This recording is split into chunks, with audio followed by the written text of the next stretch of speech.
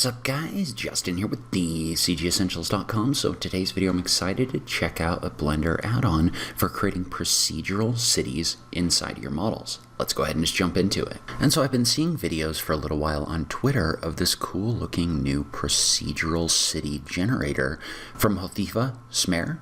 And basically it's a tool that's designed to procedurally generate not only buildings, but also things like roads and other things like that. So I was really excited to check it out. And so currently you can check this out on the Blender Market. I will link to it in the notes down below. For a couple more days, it's going to be on sale as a part of the spring sale, so you can get it 25% off. But basically it's a tool for creating these procedural cities. And so it's got the ability to add buildings, it's got the ability to add things like roads, and so it's also got things like lanes, it's got procedural buildings which you can actually adjust, as well as some other things like the ability to add imperfections and variations to really generate a procedural city. So let's jump over into Blender and take a look at the way this works. So the first thing you're going to want to do within Blender is you want to go into your Edit, Preferences, and you want to install the add-on. And so once you've done that, you want to go in and you want to enable ICity. Okay, so once you've enabled this, you can tap the N key on your keyboard in order to get this to pop out. You don't really need to do anything with the asset path or anything like that right now. And so what we can do is we're going to go ahead, we'll delete out the default cube, but I'm just going to click on the button to start. And what that's going to do is set up the scene. Note that it says that it might take a little bit of time to do that depending on the speed of your machine. Alright, so when you set this up, what this does is this generates a city. And if you jump over into material preview mode, notice how it is going to take a minute. This is going to be driven by the power of your machine.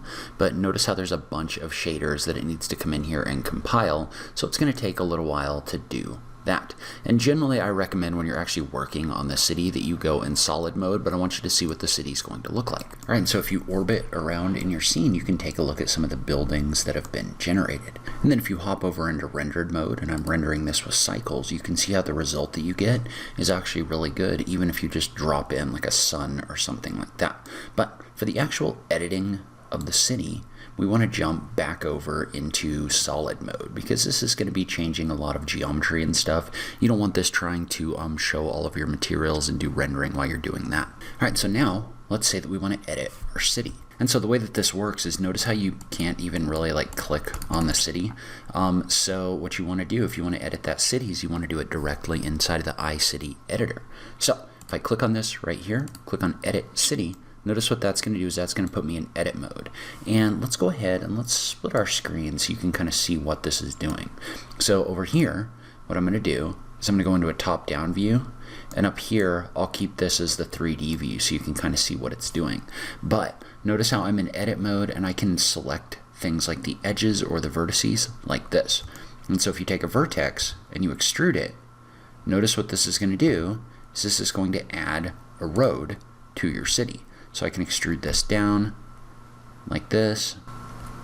And you can see how this has generated a road in 3D. And so this is still adding things like all of your street lights and other things like that. Now one thing to note about this is let's say that I was to select these two vertices, tap the F key to fill it in. Notice what that does is that adds a road in here, but then it also generates an additional city block inside of this square as well. So basically if you extrude this out and you create a closed shape or a closed face, then this is going to generate buildings on top of that. So if I was to hit the 2 key and jump over into edge select mode, select this edge and extrude it out, notice what this is going to do is this is going to add a whole nother city block in here that's going to be closed in like this. So you can use this in order to procedurally generate your city footprint. And so one thing you might have noticed is when you do this, this starts getting a little bit heavy. It would definitely be heavier if we were in material preview mode, but this is showing a lot of stuff, right? It's generating trees, it's generating like dumpsters, all this different stuff. Well, there's a fast mode that you can use called proxy mode. Notice how if I click on proxy mode, what it does is this swaps all of this out for super low poly proxies, which is actually really cool because this is like way faster than the other mode. And then if you want to go back, you just click on proxy mode again. So you don't have to go in and like mess around with a bunch of settings. It'll literally just swap that back in there for you. And so note that if you come in here and you select things like the vertices and you move them around, this is going to dynamically update. And I probably want to be in proxy mode before I start doing this. But notice how if I move this, it's going to adjust my city and the buildings that are created based on where I move those vertices. So if I do like a G, Y, notice what it's going to do is it's going to move this outward right here. Now where this gets interesting is, say I was to do a Control R and add a loop cut in here, like this. Notice what that's going to do is that's going to split that block out in here, and it's going to add another road along the inside. So you can really utilize the geometry of the space in order to generate these buildings. And so one of the cool things about this is, say that you wanted one of these to not have buildings in it, you wanted it to be a green space. Well, if I select this face, so again, note that I'm in edit mode and proxy mode, but if I select this face, jump over into park, notice how there's some park presets in here, and I can select these, and if I click on assign, what that's going to do is that's going to make this space a park rather than a city. So, and you could always go back to a city just by picking procedural buildings right here. I like the way this is set up. I would like to see some additional like packs or something like that in here for different kinds of buildings. So I'm not seeing anything in there like that, but this definitely feels like it's set up for something like that in the future. And so if you look at this, you can see that this has generated a park in this space. And if we were to do a quick render, and this is taking a little longer than I would like just because I'm working on my laptop, but you can see how this renders out and everything actually looks pretty good for this procedural city. And so note that there's also options in addition to the procedural generated buildings that this is putting in here. You can actually pick some pre-generated things like skyscrapers. So for example, say that I wanted to put this skyscraper in here, I could assign it. And notice how that skyscraper is getting placed in this space.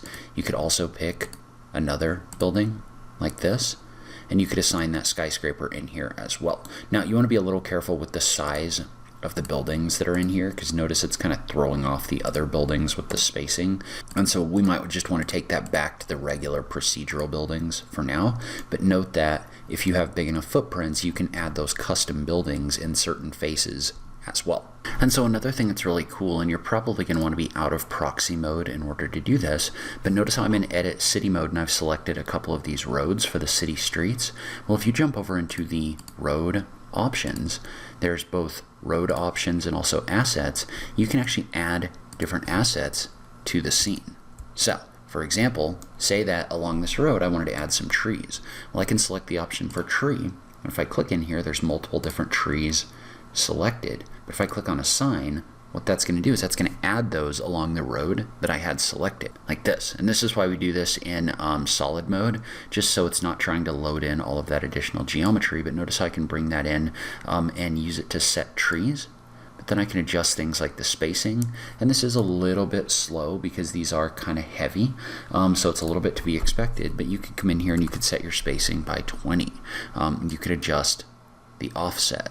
And so the offset is just going to move where along these roads these are placed. So if you don't want them to show up at the same spot as like your street lights, you can use the offset in order to adjust that. And then if you decided you want to get rid of those trees, you can just click on the button for remove, and this gets rid of these. So this is actually one of the better implementations of this kind of thing that I've seen, just because it's really easy to use and to add these but also remove them. So say for example I wanted to add some benches. I'm just going to pick this bench right here, click on assign. I can put these in here every 50 feet without having to do a whole bunch of extra work or mess around with geometry nodes or assets or anything like that. So you can see how those got added in here every 50 feet, but it's really easy to procedurally generate these things directly within Blender with this add-on. And so in addition to being able to add assets along the path, what you can do is you can click into your options right here. And so we'll go ahead and we'll hop in here in material preview mode just so you can see this. So notice how I've got sidewalks in here. Well, I can click on set sidewalk width, and we can set how wide that width is actually going to be. So if I bring that offset down to like 0.25, for example, and hit the enter key, notice how these sidewalks are going to adjust width like this.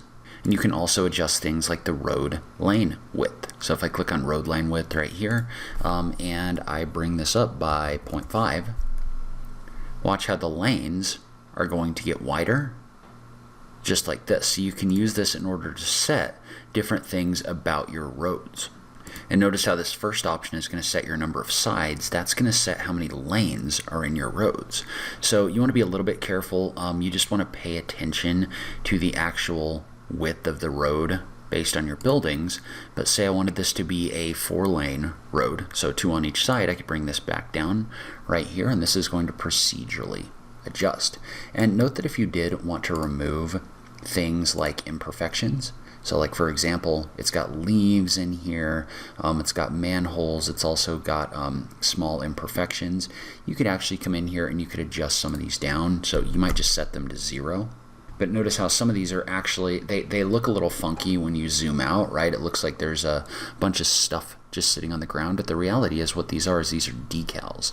So it's things like cracks. And so if you didn't want the cracks to be in here, or you wanted to have less of them, then you could type in a lower value, and that's going to reduce the number of cracks and imperfections that are placed on the road. You can kind of see that when you zoom out, but you can use this in order to remove those existing imperfections as well. And so a couple other thoughts real quick. So first off, you can, when you edit your city, you can select an area and you can adjust the story count. So what that's going to do is that's going to adjust how tall the buildings are in that section. Notice how this does seem to be affecting these other buildings as well. I'm not sure what's driving that, but you can at least partially adjust the height of those buildings, and those are going to be still procedurally adding windows and other things like that. So there is a Discord where you can ask questions. And so currently, technically, custom assets are not supported. However, you can add assets into the ICity presets and have them show up, and you can use that as like a building to place into the space. I don't know that there's currently a way to add custom buildings to be scattered in here, at least at the moment. I think that may be something they're looking at in the future. And so the other thing right now is some people are able to export these, but there's some textures that are missing. So they're currently working on making it easier to export the buildings that you've created in here without losing any textures, but it's not ready to go right now. Note that this add-on is currently kind of listed as being in beta, so they are still looking at and adding new features. But from a base standpoint, just the way this is set up is actually pretty cool. It's pretty easy to use. Alright, so that's where I'm going to end this video. Leave a comment below. Let me know what you think about this tool, if you think it's promising. I just love having that conversation with you guys. I will link to it on this page. As always, thank you so much for taking the time to watch this, and I'll catch you in the next video. Thanks, guys.